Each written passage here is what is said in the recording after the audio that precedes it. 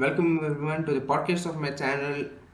And as of the time I'm speaking, Deltarune chapter 3 and 4 are officially upon us after like a 4 years break between chapter 2 and these chapters. Anyway, as such, there are going to be a lot more theories this time, and well, a lot of people are going to be concentrating on other theories like the obviously the ones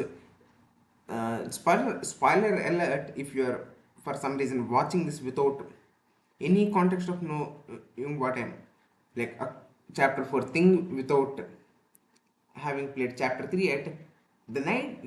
The roaring knight has officially made their debut in chapter 3, and this is awesome and relevant. Anyway, yeah, we're not going to be talking about them because well a lot of people are going to be probably talking about them, and well uh, the general consensus among the community of the night being related to the holidays is like I agree with that, so I don't see any point of making a theory about it myself, because like there's nothing new I can really bring to the table. I mean, I can probably anyway.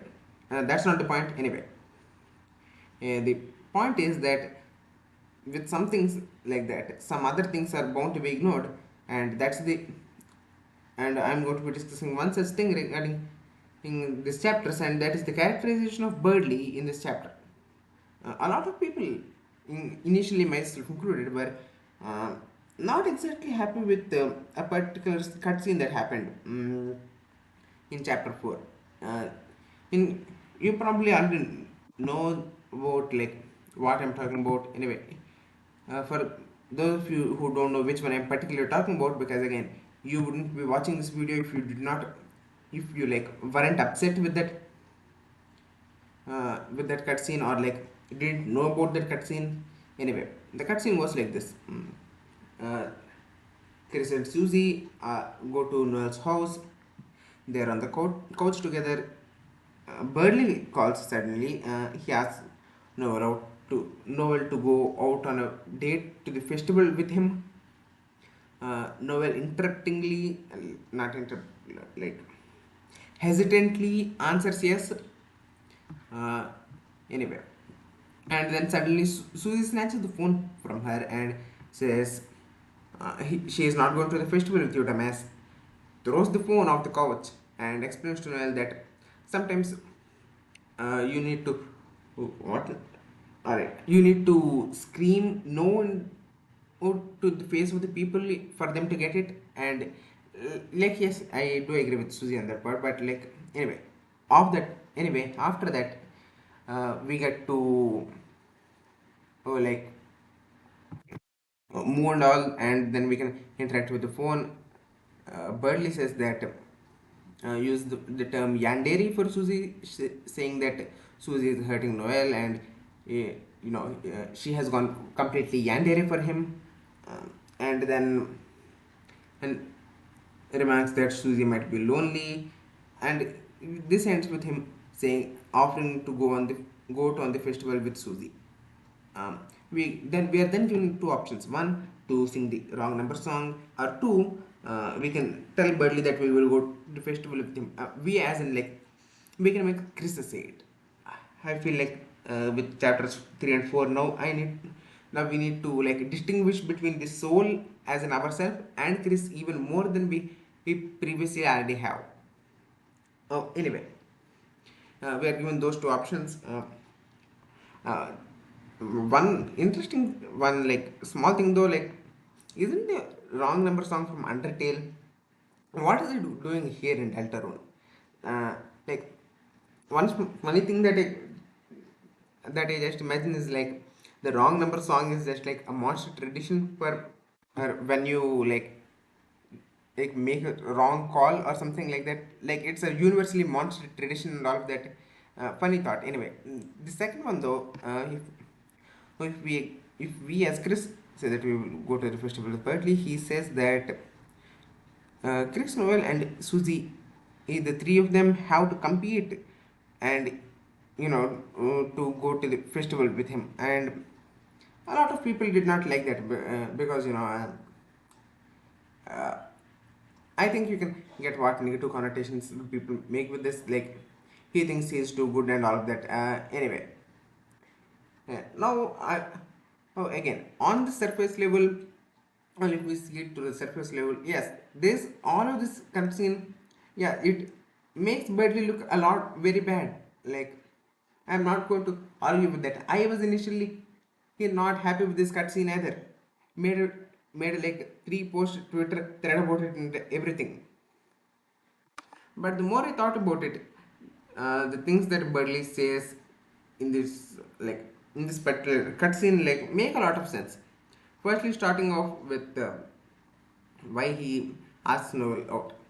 A lot of people seem to forget that while by the end of chapter two, uh, uh, I think that we can reasonably assume that Noel and Birdley, after their conversation, as in Noel choking the hell out of him, uh, came to the realization that uh, Noel is actually interested in Susie and not him. Remember, from his POV, that is actually a dream. He and Noel both still don't know that the dark worlds are true. We will get to that later, but anyway. So from his POV, he still thinks that Noel likes him, and we will get to this later. But I would like to mention that at this point that keep in mind it seems that Birdley he has a trouble distinguish between platonic and romantic attraction. Obviously Noel is there, but when Susie is friendly towards him, even a little bit, he starts thinking that it's a romantic attraction. Anyway, that's you need to keep that in mind. Anyway, so him asking Noel out the festival is just him being nice to her. Not remember that outside each other, uh, both of them don't really have many friends if I remember properly. I think Noel is friends with Catty and I think Jockington. I think I think Jockington and Noel are the cross country athletes team, whatever. Anyway, it doesn't really matter. Anyway, so well, Birdley asking Noel out is just him being nice to his only friend. That's it makes moderate sense with his characterization in chapter 2 where literally everything he does just to protect Noel. You might disagree with that some of that, but he doesn't do everything to protect to protect Noel.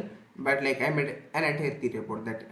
It's in the description, you can watch it. Anyway, with the rest of the stuff, so he him asking Noel out is reasonable.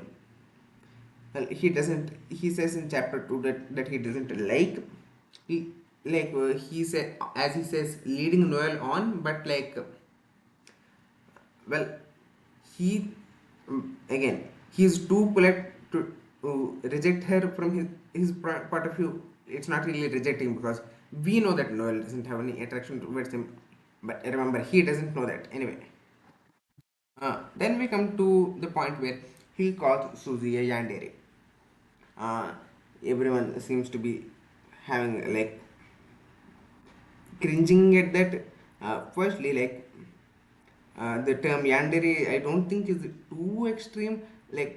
Okay, I am going to show this scene through show as in describe it to you from Birdley's point of view, and then you can tell me in the comments whether him calling Susie yandere a yandere is justified.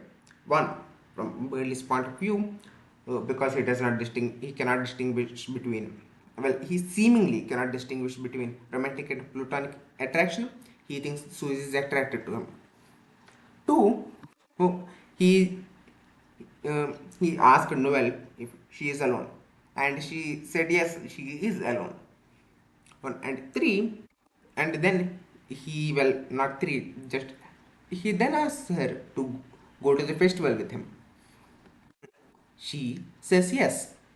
Out of nowhere, Susie just, from his point of view, from his point of view, Noel said she was alone. Out of nowhere, Susie just comes out and grabs the phone from her, yells in his face, saying that Noel is not going to the festival with him, and well, throws the phone. It looks like. I mean, from his perspective, we don't know what he thinks Susie did with the phone. Anyway, point is, what rational, what rational conclusion do you reach here, other than the one Birdley reached? Like, obviously, we know that Susie has some feelings for Noel, and if if Birdley knew that he might come to the realization that uh, Susie is obviously we also know that Susie is just trying to stand up for Noel, but he might come to the conclusion that Susie is being jealous. But from his point of view, Susie has feelings for him, and the moment that Noel has agreed to go on the date with him, she comes out of nowhere, grabs the phone, and just yells at his face, and does who knows what to Noel as of the time he's speaking. So, uh, from his point of view, uh, what other conclusion do you reach other than, well, Susie hurting Noel for his sake? Because she just agreed to go on the date with him. Seriously, I'm asking you, what other conclusions can you reach? I genuinely don't know, right? I'm not big of an anime nerd. I am an anime nerd, but I don't know the proper terminologies and all of that. But isn't a yandere just a person who is extremely obsessed with their romantic interest, and is often jealous of other people close to them?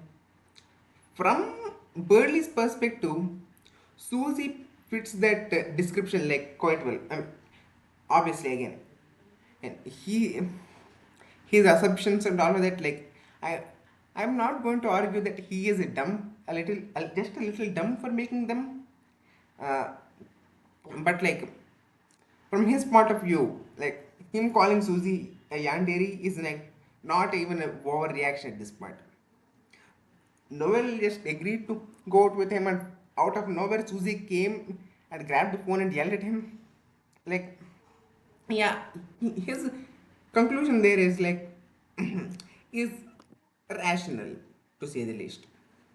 And then we get to the point where, uh, you know, the rest of the dialogue, I don't think people have any what any issues with it, because obviously him saying that Susie might be lonely, even we know that, and even he knows that, no one is going to be arguing regarding that. The other thing that's people are were mad about, him saying that Susie, Chris and Noel have to compete for him. uh, like Okay, this you are going to have to follow me here. Like, okay, just moment, and remember again, two things you need to keep in mind. Uh, Birdley does not cannot easily distinguish between romantic and platonic attraction. Two, he isn't, and two, if he has a friends, he doesn't have many friends. The only ones that are even remotely willing to hang out with him are A, Noel, and B, Chris. And in case you forgot, we know that Chris hung out with Birdley, not as of, we don't know if it was recent, but we know they hung out with Birdley because uh, some of the flavor tests regarding his dialogue, regarding his battle, mentions that Chris used to play video games with them. And again, this Spampton sweepstakes, uh, it was mentioned that Chris habitually used to pull pranks on him, often, prank calling him and whatnot. And even playing Minecraft with him. And no, I did not misspell that. In the world of Deltarune, Minecraft is like Minecraft because Toby Fox did not want copyright issues. Not the point here, but still amusing nonetheless. Anyway, so like obviously like, he's not going to reject Chris outright because again, if that were the case, he would have done so with Noel ages ago. I mean, it wouldn't be a rejection because, well, we know that Noel isn't interested in him. He doesn't, anyway. Not the point, anyway. So, he isn't going to like, obviously, reject Chris outright because, again, Chris is one of his only friends. Uh, in fact, he does actually say that he is flattered that Chris asked him out, and in but he can't really say just yes to them either because well uh, he Noel did that well Noel accepted it, going to the festival with him, and moments later from Birdley's point of view, Susie is like hurting her and stuff, so like obviously he cannot just say yes either. So I believe that he just comes up with you have to compete for me, as a guy is to postpone this, what he feels like is this like love triangle, like love quadrilateral, this thing. And whenever the chapter 5 rolls around in the festival, I feel like he is going to just like if he really makes these three of them compete, he is just going to say he will go to with Susie regardless because again if he says yes to either Chris or Noel, like from his point of view Susie is going to target them. Obviously like whenever chapter 5 actually he like rolls around, and this is the actual like theory part you can consider it, I guess. Whenever chapter 5 rolls around, my guess is that uh, Berdly actually tries to make them compete, but like obviously like Susie has at this point has had enough of his thing, so she just gives him the harsh truth, like then like then Berdly reveals that Nobel he thinks that didn't he probably says something that like wait, doesn't Noel has feelings for me? And then like Noel is probably going to interject that, says that no Birdley, I do not have feelings for you. There's probably going to be this whole thing like with him realizing all of that, and then coming to the realization that it was just platonic friendship and all of that. You get the gist. Like good communication is good communication. He will probably come to the realization of that.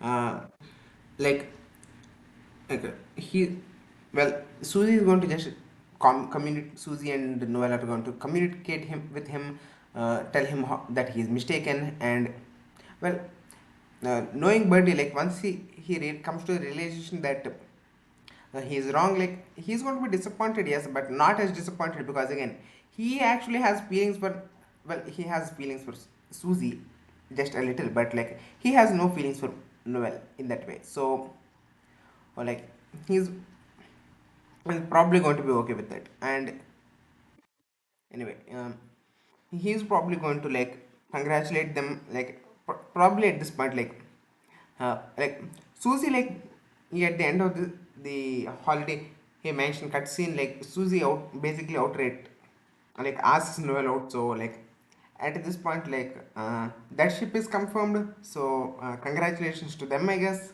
I mean the shippers, I mean, and obviously like both Noel and Susie to congratulations to them. Anyway, like so probably Birdley is going to like congratulate them too because like he would probably be genuinely happy that his only friend, like one of his only friends, Noel, found someone she actually likes.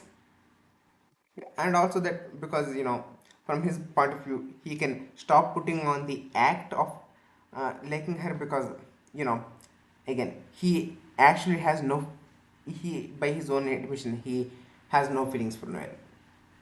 And if I had to guess, after that, Noel and Susie go out on their own thing, and in the meanwhile, well, probably something else is going to happen in the chapter. Like, the knight is obviously going to be doing something more things here. And if I had to guess, at least for a portion of the chapter, it's going to only be like instead of Susie, like Birdley basically joins the team instead.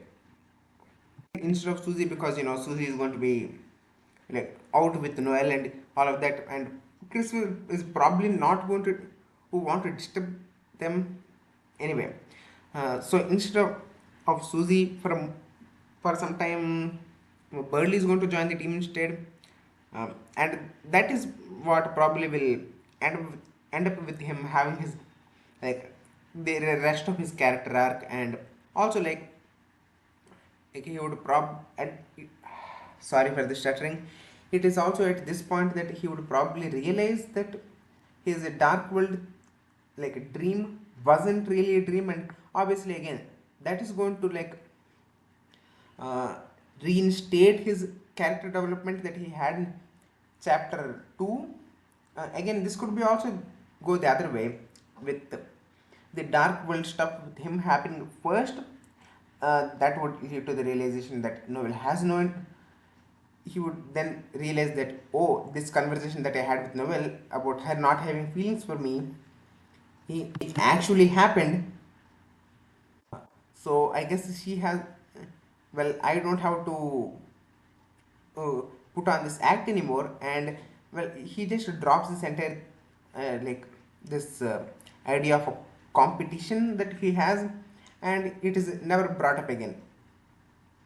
And then he goes on to probably like do his own thing, or again hang out with Chris, because like, or well, that could happen, or like you know or Chris and Birdley, and then and Noel and Susie could go their separate ways. Like by separate ways, I mean Noel and Susie going together, Birdley goes one way and Chris goes another way, and then that could lead to, oh well, Chris having their own moment with their own plot points and whatever whatnot in that chapter. Like it could go in both orders, but you get what I mean.